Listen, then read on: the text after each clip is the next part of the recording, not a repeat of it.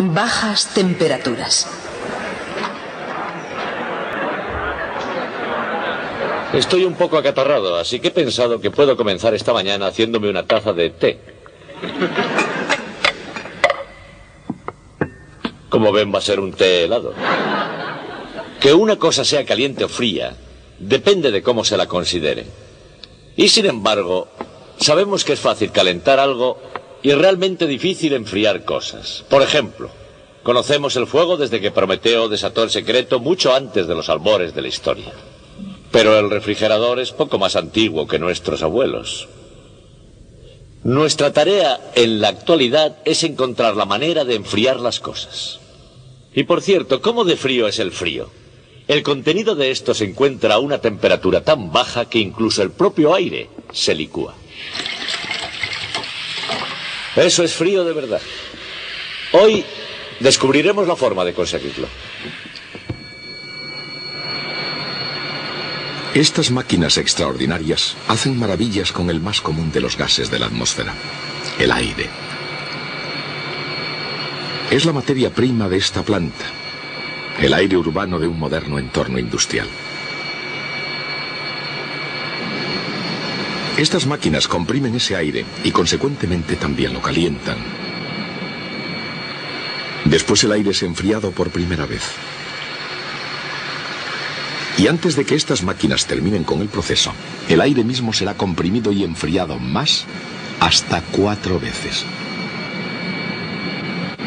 Por último, dentro de esta columna, el aire, ordinariamente una mezcla incolora e inodora de nitrógeno y oxígeno en su mayor parte, será transformado. Y finalmente, el aire será líquido. El aire pasa por una serie de filtros y en el proceso, antes de hacerse líquido, se ha bajado muchísimo su temperatura. Y cuando sale líquido, puede estar lleno de sorpresas. El oxígeno líquido parece refrescante, pero nadie estará lo suficientemente loco como para bañarse en él. Su temperatura es de 186 grados centígrados bajo cero. En el proceso de licuar el aire, las apariencias pueden engañar. Por ejemplo, a presión y temperatura normales el agua es un líquido y el aire es un gas invisible. Pero a las temperaturas que se manejan aquí, el aire es líquido. Su vapor se puede ver fácilmente. El agua se convierte en sólido bajo el sol de mediodía. En las fábricas, lo mismo que en la naturaleza, las maravillas del nitrógeno y del oxígeno nunca pueden dejar de asombrarnos. Eso es porque cualquier sustancia en el mundo, incluso el aire, puede ser sólido, líquido o gas. Dependiendo de dos variables, presión y temperatura, la materia forma sólidos, líquidos o gases. Esos son los estados de la materia.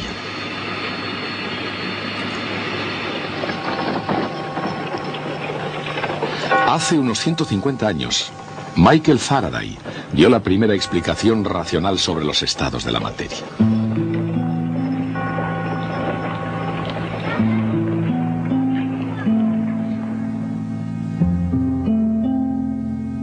Nacido en la pobreza más que en el bienestar, el joven Faraday entró a pesar de todo en el mundo de la ciencia. Y finalmente, una vez que estuvo bien asentado en la British Royal Institution, llegó a alturas nunca alcanzadas desde Sir Isaac Newton. Pronto descubrió que experimentar con los estados de la materia podía ser un asunto peligroso. Por ejemplo, en 1823, haciendo ensayos con gas cloro liberado al calentar un tubo de cristal precintado, Faraday observó que se formaba un fluido en el extremo más frío del tubo.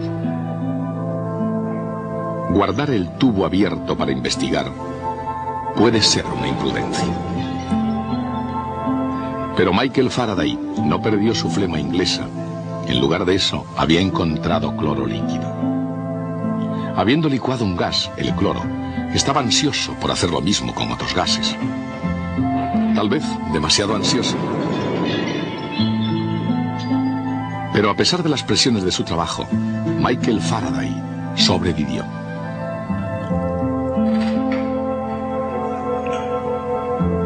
Y los documentos que nos ha dejado prueba que fue el primero en darse cuenta de que la misma materia puede existir en cada uno de los estados fundamentales: gas, líquido y sólido. Pero esa existencia requerirá la temperatura y la presión adecuadas.